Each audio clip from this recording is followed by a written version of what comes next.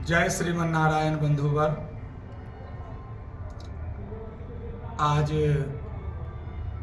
मैं आप सबों से परंपराओं की बात करूंगा।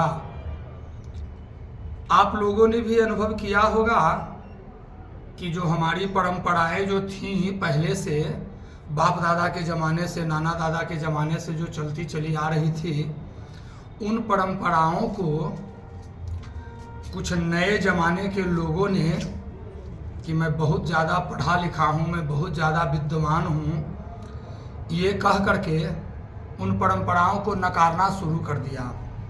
बंधुवर, आज उसी परंपराओं को नकारने का नतीजा है कि हम सब असलियत से, सच्चाई से धीरे धीरे कोसों दूर चले गए और जा रहे हैं।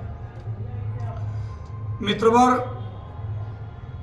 आपने भी देखा होगा, अनुभव किया होगा, महसूस किया होगा, मैं भी अनुभव करता हूँ, महसूस करता हूँ। अभी कुछ दिन पहले की बात है, मैंने एक शव यात्रा देखी। तो शव यात्रा में लोग जा रहे थे, तो सबसे पहली बात तो कि शराब, शव यात्रा में जाना है तो शराब पीना है। ये कौन सा ट्रेंड है भैया, इसको बदलिए। क्योंकि शराब जो है एक सामाजिक बुराई है। जिस तरह से शारीरिक बीमारी होता है ना, और शारीरिक बुराई होता है मनुष्य में, उसी तरह से यह जो चीज़ है यह सामाजिक बीमारी है। यह किसी एक को प्रभावित नहीं करता भाइयों, यह सबको प्रभावित करता है। इससे पूरा समाज प्रभावित होता है। तो ये तो हो गई शराब। फिर मैंने उसी शव यात्रा में देखा कि डीजे लोग बजा रहे हैं और ऐसे ऐसे गाने जो अश्लील से अश्लील हैं, उन गानों को लोग सुन रहे हैं और उसी के धुन पर थिरक रहे हैं। अब बताइए ये कहाँ चली गई हमारी परंपरा? जबकि हमारा सनातन यह कहता है कि शव यात्रा, यदि किसी राज्य का राजा मरा हो तो आप केवल उसी में, उत्सव जैसा होता है, आप कर सकते हैं। और बाकी अन्य जो गृहस्थ आश्रम में है, गृहस्थ धर्म में है, साधु सन्यासी हैं, इन लोगों का शरीर जब त्याग हो और त्याग हो जाए तो कोई जाने या कोई नहीं जाने। जानते हैं क्यों? गीता में भी भगवान श्री कृष्ण ने कहा है, बसांसी जीर्णानि शीर्णानि यथा नवाय विहाय च नरोपणानि गृह्णाति।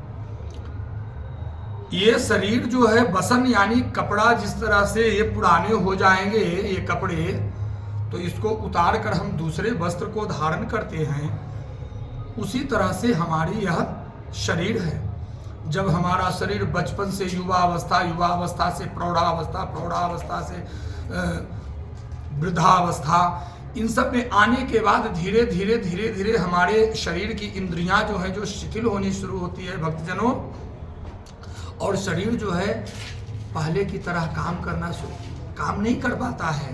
धीरे धीरे शरीर थक जाता है। लोग बात को तो समझते हैं नहीं, लेकिन यहाँ तो अपनी मन में का तो हम हैं, ये हैं, वो हैं। अरे भैया आप क्या हो? उस परमात्मा के आगे न कभी थे, न है और न कभी रहोगे। इसलिए परमात्मा को मानना ही है, हर हाल में मानना है। कोई लेट से मान रहा है और कोई समय रहते चेत जाता है, समय रहते मान जाता है। आज और भी मैंने देखा है। हाँ, तो इन सब परंपराओं को खत्म करना होगा। ये जो नाच गाने जो धूम धड़ाके जो हो रहे हैं, और खास करके शव यात्रा में, ये नहीं होना चाहिए। भगवान ने भी कहा है कि किसी की शव यात्रा में अगर खूब ज़्यादा धूम धड़ाका होता है, उस मृतात्मा के व्यक्ति को बहुत कष्ट होता है, उसके जीवात्मा को।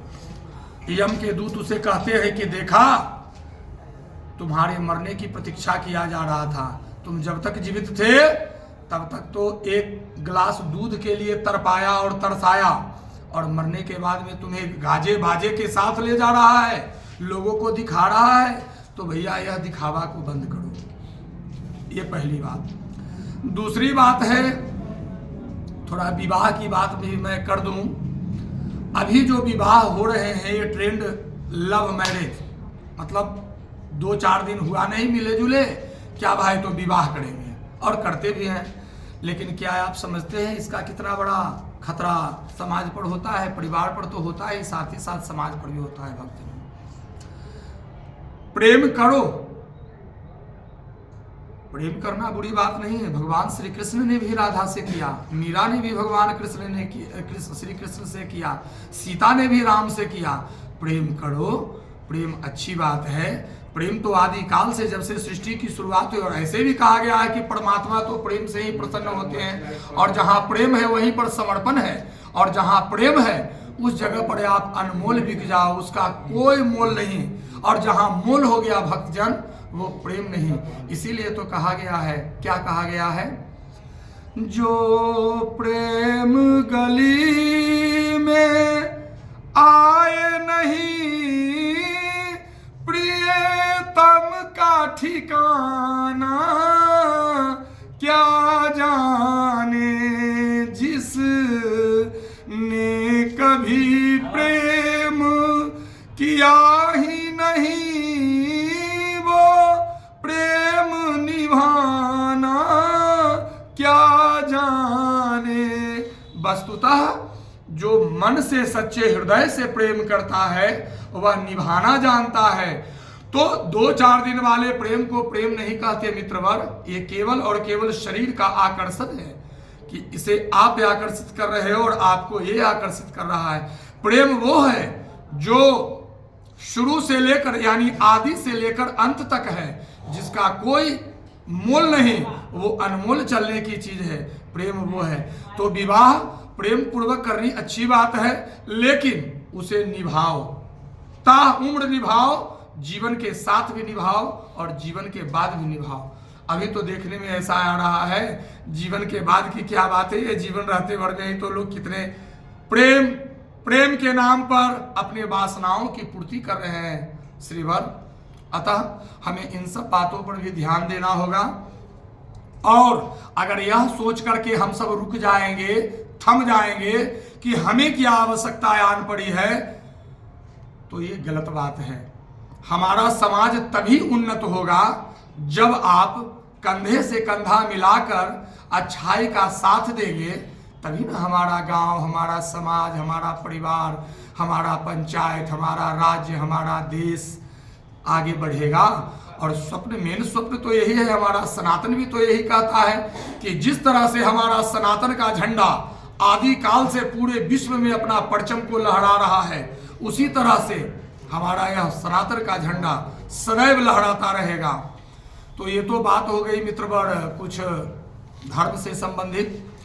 कुछ थोड़ी सी और बात, आप हमारे जो चैनल को देखते हैं, देख रहे हैं, हमारे उन सभी भाइयों को जो दृश्य हैं और अदृश्य हैं, उन सबों का हमारा तहे दिल से शुक्रिया अदा करता हूं और शुक्रगुजार हूं।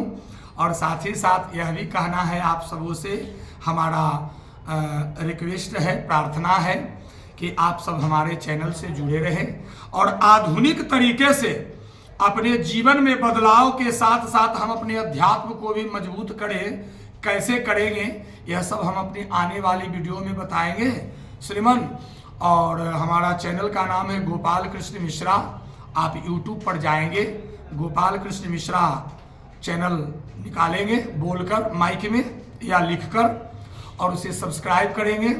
और वीडियो अगर अच्छी लगे तो आप उसे लाइक करेंगे और आप अपने मित्रों में, संबंधियों में, परिवारों में, इन सबों के बीच में हमारे उस वीडियो को शेयर भी करेंगे।